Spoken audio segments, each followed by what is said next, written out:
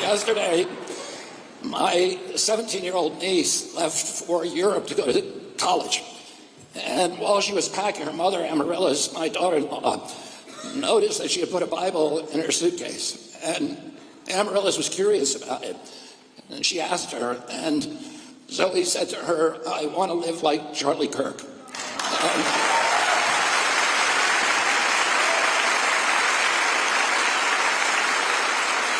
There are millions and millions of kids around the country who he inspired who now want to live with Charlie Kirk, and that's a great thing for our country. I met Charlie for the first time in July of 2001. I went on his podcast, and I think we approached each other with a lot of trepidation at that time, but by the end of the podcast, we were soulmates, we were spiritual brothers, and we were friends. And over the next couple of years, our friendship blossomed. He ended up being the primary architect of my unification with President Trump, which I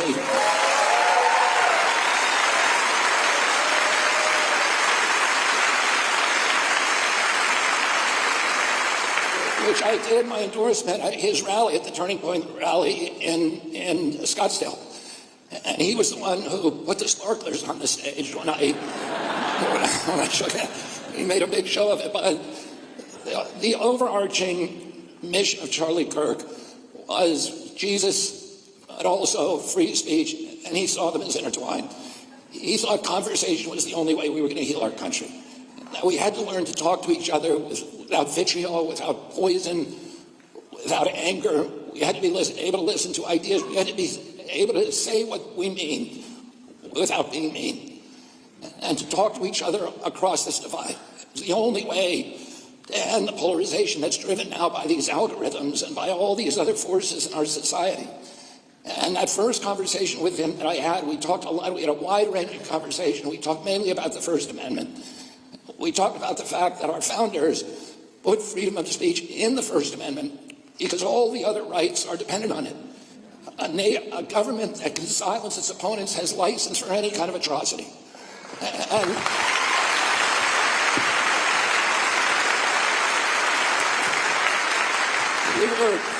we were specifically talking about what happened during the pandemic.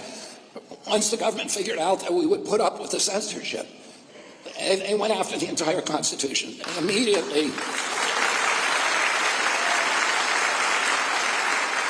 immediately took away our right to assembly, the First Amendment right with social distancing regulations. They shut down the First Amendment right to worship by closing all of our churches for almost a year and keeping the liquor stores open as essential businesses. They went after our Fifth Amendment right to our property rights. They closed down 3.5 businesses with no due process, no just compensation. They went after our Seventh Amendment right to jury trials by making whole categories of businesses that we could no longer sue no matter what they did to us. They went after the Fourth Amendment right, the protection against unwarranted searches and seizures, with all these social distancing regulations that made us have to produce our medical records before we went to a public building or an airplane or enjoyed other constitutional rights. And Charlie, more than any figure in our country, led the resistance that has restored freedom of speech to this country.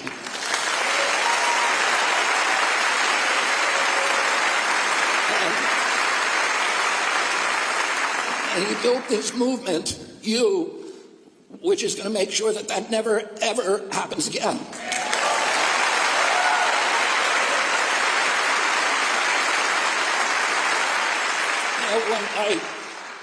When my brother David died, I had a conversation with my mother, who had been through more than her share of loss and tragedy. And I asked her, does the hole that they leave in you when they die, does it ever get any smaller? And she said, no, it never gets any smaller. But our job is to build ourselves bigger around the hole. And we do that.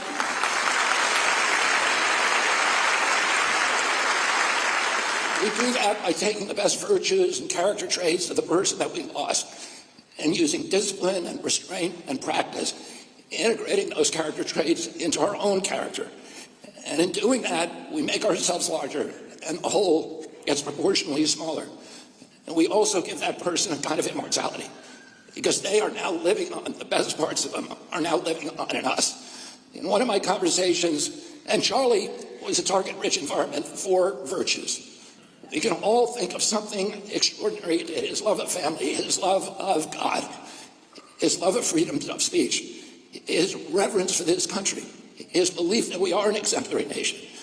We are unique in history. We're the only nation with this kind of constitution. In Europe, they don't have free speech anymore.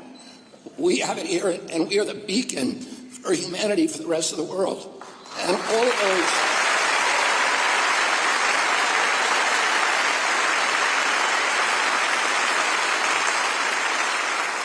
of those visions, his vision, his mission to preserve those things, his kindness in talking to people with whom he disagreed, are all things that we need to learn and we need to integrate into our own lives.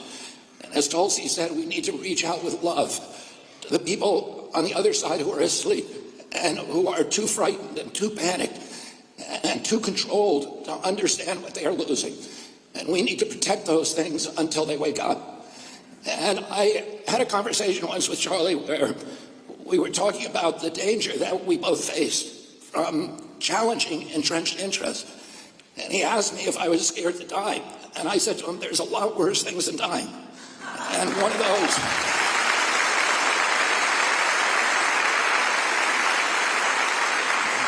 the chief among those, is losing our constitutional rights and having our children raised in slavery. And I said to him at that time, I said, sometimes our only consolation is that we can die with our boots on. We can die fighting for these things. And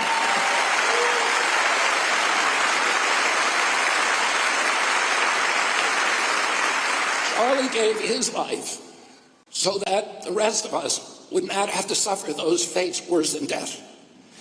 Now it's our job, he's no longer there to lead us, to rush in and fill the breach and win this battle for our country, for God, and for our families. Thank you all.